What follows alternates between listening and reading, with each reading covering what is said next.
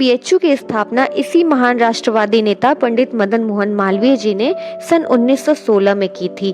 और ये है बीएचयू का मुख्य द्वार, जिसे सिंह द्वार के नाम से भी जानते हैं। वैसे तो कई सारे बीएचयू में एंटर करने के जो द्वार हैं कई सारे हैं, बट जो मेन गेट यानी कि सिंह द्वार जो कहा जाता है वो यही है।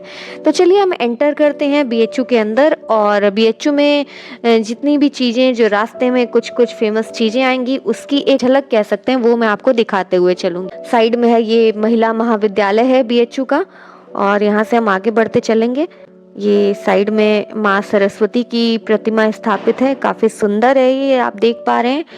और इसके इस साइड ये देखिए सर सुंदरलाल हॉस्पिटल है। अंग्रेजों के शासन के दौर में देश में एक स्वदेशी विश्वविद्यालय का निर्माण करना महामना मदन मोहन मालवीय जी की बहुत बड़ी उपलब्धि थी।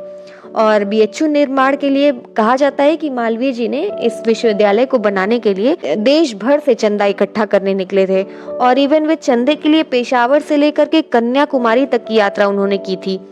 उन्होंने लगभग 1,64,00,000 की रकम जमा कर ली थी। मोहन मालवीय जी को 1360 एकड़ जमीन दान में मिली थी।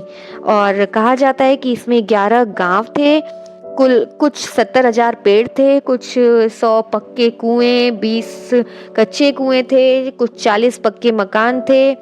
कहा जाता है कुछ 860 कच्चे मकान भी शामिल थे। तो चलिए यहाँ से हम एंटर करते हैं, कुछ और डिपार्टमेंट्स आपको दिखाते हैं।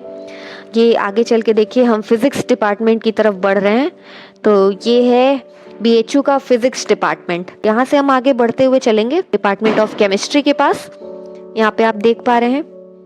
और स्टूडेंट्स का तो समझिए विश्व के हर एक कोने से बच्चे यहाँ पे पढ़ने आते हैं। इसको नया विश्वनाथ मंदिर कह सकते हैं, पुराना वाला गुदौलिया में है। इसको बिरला मंदिर के भी नाम से जानते हैं। तो देखिए कितना खूबसूरत है। शारीरिक शिक्षा विभाग के विभागाध्यक्ष विक्रम सिंह को बनाए जाने पर छात्र नेता इस समय जो है उनको बधाई देने के लिए उनके कार्यालय पहुंचे हुए हैं। देखिए मैं आपको दिखाने का प्रयास कर रहा हूँ।